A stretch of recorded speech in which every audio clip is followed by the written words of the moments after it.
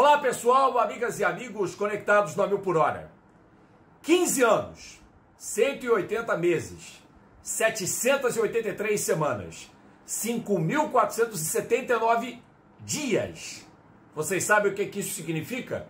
Eu conto já já, porque hoje é dia de TBT, é o dia da recordação do fato marcante de uma história do esporte motor em 2 e 4 rodas no Brasil e no mundo. Vídeo inédito depois da vinhetinha.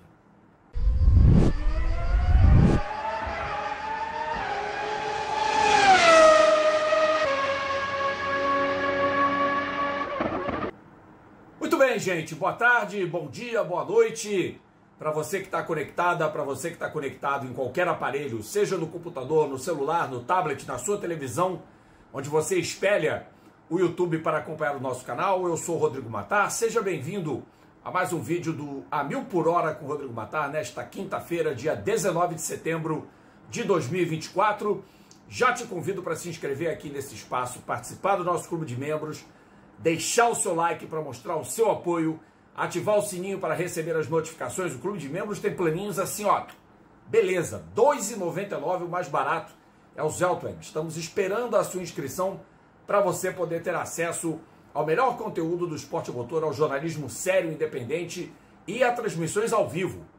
Dias 28 e 29, ou seja, no outro final de semana, 10 eventos ao vivo, entre treinos e corridas do European Le Mans Series, Michelin Le Mans Cup, GT Open, Eurofórmula e GT Cup Open Europe. 10, eu disse 10 corridas ao vivo. 10 eventos ao vivo, sábado e domingo, da próxima semana, 28 e 29 de setembro. Você não perde nada aqui no 1000 por hora com o Rodrigo Matar. E também teremos convidados ao longo da semana. Segunda-feira tem live com o Fred Sabino. Teremos live com o Felipe Batista, piloto da Stock Car Pro Series, líder do campeonato. E você vê o QR Code aqui na sua tela e já pode deixar a sua contribuição, se você quiser. Deixe o seu superchat, deixe também o seu valeu demais, enfim, o que você puder colaborar com o canal. Lembra que eu falei na abertura antes da vinheta sobre 15 anos, sobre 180 meses, sobre 783 semanas e sobre 5.479 dias? É tempo para burro, né, gente? E pensar que em outras épocas ficamos menos de 5 anos sem o que estamos presenciando em cores vivas nesse ano de 2024. É que no último dia 13 de setembro, que foi uma sexta-feira, ou seja, não dava para falar no TBT, até dava, mas eu tinha já um assunto engatilhado na oportunidade, que era falar da Tyrrell. Também já tinha deixado um pouco passar aquela situação que foi no final de agosto, completou 40 anos no final de agosto, mas em 13 de setembro de 2024 completou-se 15 anos, 180 meses, 783 semanas, 5.479 dias e 302 grandes prêmios, desde que pela última vez um piloto do Brasil foi ao topo do pódio numa prova de Fórmula 1. O Brasil voltou ao topo do pódio depois da última vitória do Felipe Massa, que foi no GP do Brasil de 2007, e foram um jejum, 2008, desculpem, e foram um jejum de praticamente um ano sem vitórias, que é até compreensível, normal, porque além do Massa, havia o Rubens Barrichello, que em 2007, em 2008, não tinha equipamento para brigar por vitória, nem em 2005 e 2006 menos ainda, embora fortuitamente o Button tenha vencido com a Honda o Grande Prêmio da Hungria. Mas em 2009 era Brown, que era a equipe sensação. Button era o líder do campeonato, não estava no momento de alta, somava pontos importantes, e Rubens Barrichello ainda precisava se manter vivo se quisesse brigar pelo campeonato. E aí, em 2 corridas seguidas, os GPs da Europa, num circuito urbano em Valência, e em Monza, no Grande Prêmio da Itália, em 13 de setembro de 2009, o veterano piloto brasileiro, então com 37 anos de idade, conquistava as suas 2 últimas vitórias e as 2 últimas vitórias de um piloto do Brasil na Fórmula 1. Sempre haverá perguntas do porquê estamos há tanto tempo sem o piloto vencedor na Fórmula 1.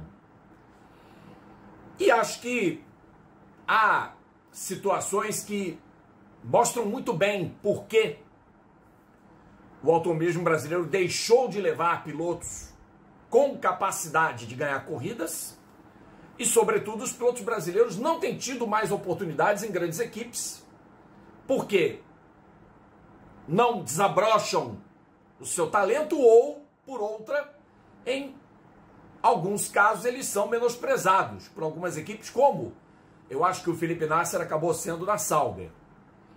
E o Massa, que permaneceu por bastante tempo na Fórmula 1 depois de 2009, jamais conseguiu ser competitivo depois da história da mola na cabeça no Grande Prêmio da Hungria, em que pese ter liderado pontualmente uma temporada aqui e acolá, ter feito pole position, ter feito pódios, mas ganhar corrida, depois do Brasil, nunca mais.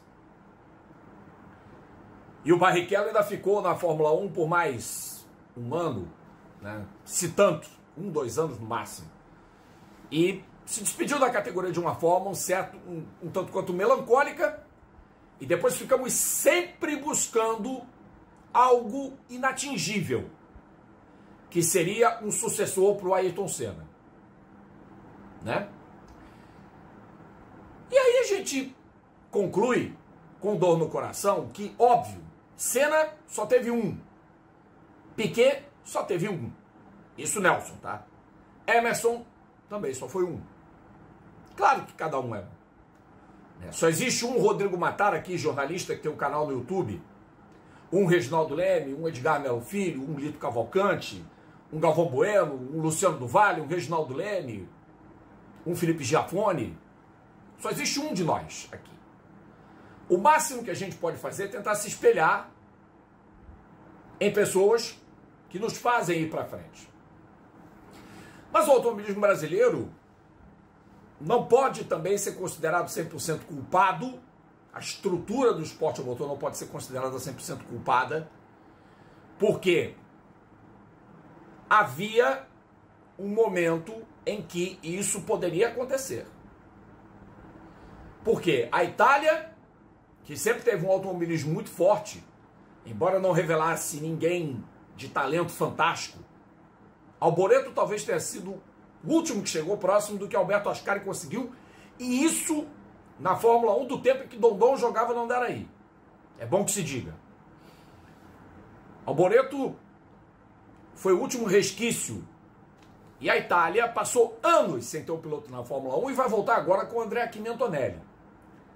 Quanto tempo a França de Prost, e só o Prost foi campeão mundial por aquele país, hein? Só o Prost foi campeão mundial. Mas tinha um programa forte de revelação de talentos. Teve vários, aliás. O Volan Shell, o Volan Elf, revelaram pilotos anos a fio. A fonte secou.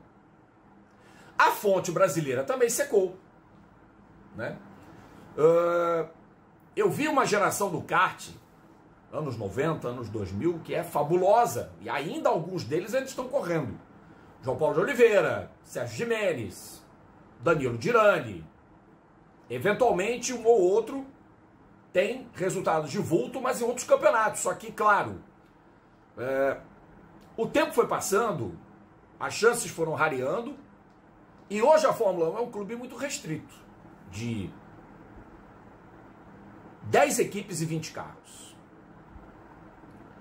Então, dentro desse escopo em que a gente vê o Brasil há 15 anos sem um piloto ganhando corridas de Fórmula 1 e a longo, médio prazo, provavelmente esse número vai aumentar de dias, de semanas, de meses, de anos, cabe esperar que a Sauber Audi tenha a decência de minimamente olhar para o Gabriel Bortoleto com o olhar que ele merece ser olhado. Não é uma cobrança para a gente ter um piloto na Fórmula 1 o tempo inteiro. Muito pelo contrário. Porque soubemos conviver sem os brasileiros na Fórmula 1 desde que o Massa saiu a tempo pleno e o Pietro Fittipaldi fez algumas corridas ocasionais. Mas existem alguns torcedores que cobram em excesso. E ao cobrar em excesso, podem fazer com que uma responsabilidade que não cabe a nenhum piloto, seja o Drogovic ou o Bortoleto ou o Zé das Couves, a qualquer um que venha a ser piloto de Fórmula 1, vão atribuir uma responsabilidade de suceder o Senna, que é o último piloto brasileiro campeão mundial há 33 anos. O Bortoleto tem que ser ele mesmo. Tem que estar muito focado, psicologicamente bem preparado, porque vai vir uma responsabilidade fodida para esse rapaz se a imprensa tomar o papel que andou tomando com alguns pilotos. Lembram que chamaram o Nasser de Senna reverso? Foi uma bobagem inominável, porque acharam que se você botasse o nome do Nasser ao contrário virava Senna. Claro que não, né? Claro que não. Basta ver a grafia do nome dele, N-A-S-R, Nasser, que é como se fala. Então, Senna reverso, palhaçada, né? E assim, a gente tem tido grandes pilotos brilhando em outros campeonatos. O próprio Nasser está lá no IMSA, podendo ser campeão. O Augusto Fafos, podendo ser vice-campeão do WEC na GT3. O João Paulo de Oliveira, com um grande nome no Japão. O Pipo Derani, velocíssimo. Hélio Castro Neves foi 4 vezes campeão da Indy 500. Está aí ainda. Perto de completar 50 anos, vai em busca do 5º. Agora é sócio da Meyer Shank também. Pode tentar ganhar 24 horas de Daytona de novo, porque a Meyer Shank está de volta ao Endurance no próximo ano. Então, a gente tem aí dezenas de exemplos de que existe vida boa fora da Fórmula 1. Mas é claro que, para quem como eu foi amamentado no automobilismo, que só dava espaço para a Fórmula 1, isso porque a primeira temporada completa é 81, que é mostrada 80 ou 81. Uma das duas é a primeira temporada completa, acho que é 80. 81, acho que nem o GP de Long Beach foi exibido pela Globo na íntegra, mas a maioria das provas foi. 79 não, com certeza não foi. 80 com o Galvão e com o Gil Ferreira. E aquele campeonato preencheu o vácuo de 1.721 dias da última vitória do Emerson para a primeira do Piquet. E aí nos acostumamos mal, porque pelos anos seguintes, até 1993, um piloto brasileiro jamais deixou de ganhar pelo menos um grande prêmio. E de 81 até 91 foram 6 títulos mundiais. Em 11 temporadas e 10 anos, o Brasil teve 6 títulos mundiais. Fora o vice de 93 do Senna, o vice de 89, terceiro lugar do Nelson em 86. Campanhas fantásticas. Várias provas seguidas com vitórias de pilotos brasileiros na Fórmula 1. Então, ficamos mal acostumados. Óbvio que a morte do Ayrton é um baque, é um golpe, mas uma geração sem oportunidades na Fórmula 1 por causa de falta de equipamento foi para a Indy. E quem ficou na Fórmula 1, alguns não tiveram chance. O Zonta não teve chance.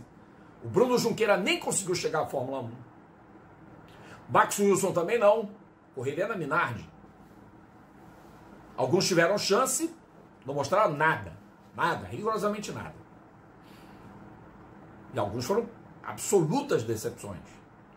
E em meio a isso tudo, Massa e Barrichello se sobressaíram, conseguiram destaque porque foram pilotos da Ferrari, eventualmente ganharam corridas, foram vice-campeões, os dois. Talvez não tivessem estofo de campeão, vai saber. Tinham como obstáculo, ambos, Michael Schumacher. Massa menos, porque teve o Raikkonen. Mas o Raikkonen ganhou num ano e o Massa poderia ter vencido no outro. Isso é outra questão. O Rubinho, em 2009, além de estar no melhor carro, do carro mais bem desenvolvido para o ano de 2009, a despeito da Brown, não ter evoluído o carro ao longo do ano, o Rubens se readaptou num carro de dimensões diferentes de tudo que a Fórmula 1 tinha apresentado até então. Era a volta do pneu slick, a categoria. E naquela corrida de Monza ele guiou, como sempre guiava por lá, porque ele tinha uma aptidão para ser muito rápido no circuito italiano, fez uma corrida brilhante e venceu. E acho que nem o mais pessimista dos seres humanos, nem o mais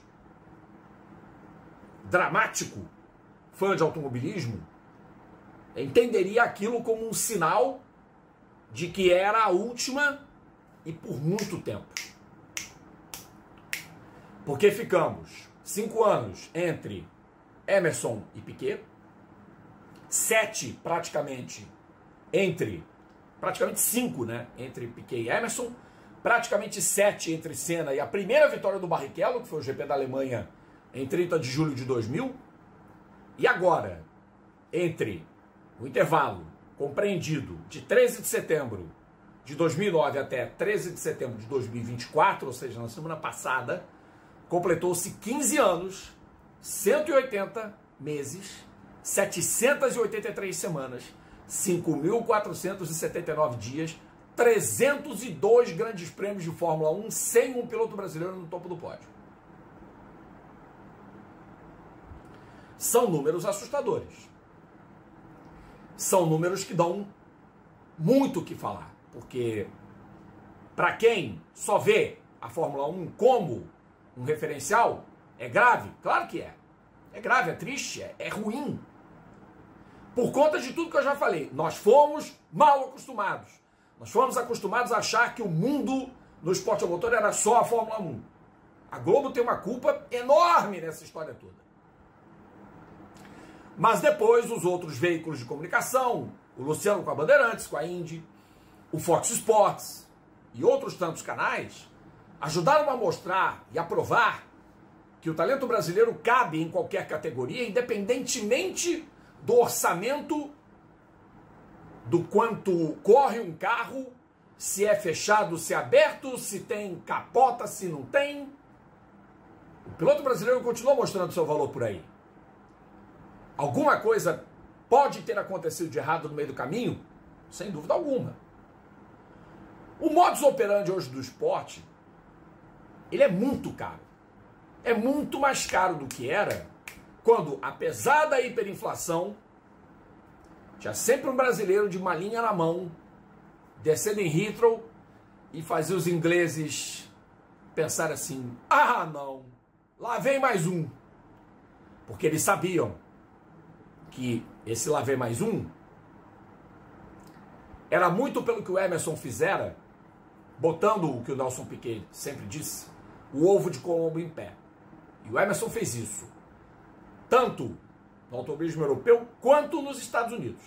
E ainda há reflexos dessa passagem do Emerson pela Indy, que completou 40 anos da estreia dele, ano passado. Ainda há reflexos dessa passagem do Emerson por lá, 83, 84. Então, existe ainda um legado muito positivo. Mas há pilotos que não deixaram legado. Sejamos francos. E vivemos essa entre-safra, tentamos entender por que ela chegou a esse ponto, às vezes não temos resposta, não conseguimos compreender tamanha incapacidade de um piloto brasileiro chegar à Fórmula 1, e eu só entendo pelo fato de que o automobilismo hoje está proibitivo, dentro de alguma necessidade ou de uma falta de intercâmbio. Porque talento, como falei, o talento está aí. Ninguém é bicampeão de Le Mans impunemente como o Daniel Serra, como o André Negrão. Ninguém é campeão da LMP2 como o André Negrão e o Bruno Senna foram. O Bruno é o único piloto brasileiro da história do ECA a ter em 4 categorias diferentes. O Derani está lá no IMSA. Mostrou todo o seu potencial. Nasser também. Castro Neves, saudoso Gil de Ferran. O João Paulo, Tony. O talento está aí. Eu não sei de que forma poderemos ter um brasileiro vitorioso na Fórmula 1. Tomara que o Bortoleto chegue nesse patamar. Faça por onde chegar nesse patamar. Porque em matéria de talento, Ele já mostrou que tem de sobra. Se ele não for para a Fórmula 1 na próxima temporada, será uma grande injustiça. Perto do que o Bottas não está fazendo na Sauber Audi, na Kick Sauber ou o que quer que seja, que ainda não é Sauber Audi. Mas é um desastre para um piloto com a experiência dele não conseguir marcar um ponto sequer. E o Bortoleto seria uma lufada de ar fresco na Fórmula 1, um cheiro de juventude e tudo que o torcedor precisa para voltar a ter razão de assistir uma corrida de Fórmula 1. Mais do que uma troca de emissora, que está sendo muito ventilada, não está ainda oficializada, mas pode acontecer, deve acontecer para 2025, quem sabe uma possível estreia do Gabriel seja um trampolim para que o torcedor brasileiro volte a ver a Fórmula 1 com mais carinho. Não apenas por fanatismo ou por que quer que seja, mas eu vou terminar esse vídeo com uma provocação. O brasileiro, independentemente do esporte, gosta de vencedor, né? Olha o que os argentinos estão fazendo com a campanha de apenas 2 GPs do Franco Colapinto na Fórmula 1. Vejam como o cara é tratado na mídia de lá. E o que ele já fez. Ele conseguiu pontos, os primeiros de um piloto do país, em 42 anos. É muito mais tempo de jejum do que um brasileiro vencendo. E olha como a mídia trata o Franco Colapinto por lá. Existe uma diferença de abordagem da paixão do argentino e da paixão do brasileiro. O brasileiro, independente do esporte, só gosta de vencedor. Se você terminar em 8º ou 9º, ele é um merda, é um fracasso, não sei o quê.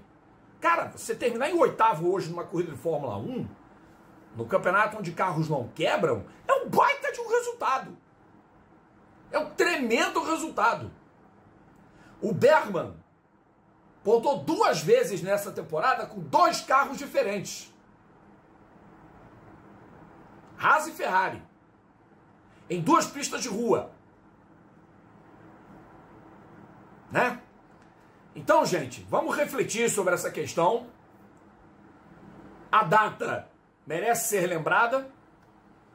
Ao Rubens, todo o nosso apreço e admiração. E a tristeza, né, de a gente constatar que os números só aumentam. Cara, 15 anos. Eu tinha 38 em 2009. Eu trabalhava no Sport TV ainda. E eu ainda era casado. Em 15 anos, eu me separei. Eu casei de novo. Não tive mais filho, mas separei. Casei 2 vezes. Estou separado. Escrevi 3 livros. Saí do Sport TV, fui pro Fox Sports, saí do Fox Sports, fui pra TV Cultura, saí da TV Cultura, das transmissões da Fórmula Indy, faço um monte de coisa agora em 2024, e aos 53 anos, dos quais 46 da minha vida envolvidos com automobilismo, 28 com jornalismo em qualquer área, seja mídia eletrônica, jornal, televisão, web e o cacete A4, eu nunca vi um esporte ter perdido tanto espaço entre o público quanto o brasileiro. É pelo efeito de só ter, naquela época, o mau costume da vitória. Aquela época de Piquet, Senna e Emerson, né? O mau costume da vitória. Ficamos mal acostumados. E depois que o Senna morreu, as coisas partiram para um outro rumo. E espero que nessa nova realidade haja espaço para um piloto brasileiro. É o que eu torço. Sem pachequismo nenhum, torço muito para que esse lugar da Sauber Audi seja por merecimento do Gabriel Bortoleto. É isso. O TBT volta na próxima quinta-feira. Essa foi uma reflexão. Mais do que uma homenagem, mais do que lembrarmos a última vitória brasileira na Fórmula 1, é uma reflexão sobre os rumos do Brasil no automobilismo internacional. De como a gente tem visto esse jejum de 15 anos. Ou como não vimos, ou como estamos nos acomodando diante de números tão grandiosos. Por um lado, nada positivo. Até a próxima quinta-feira com mais um TVT Inédito. Tchau, galera!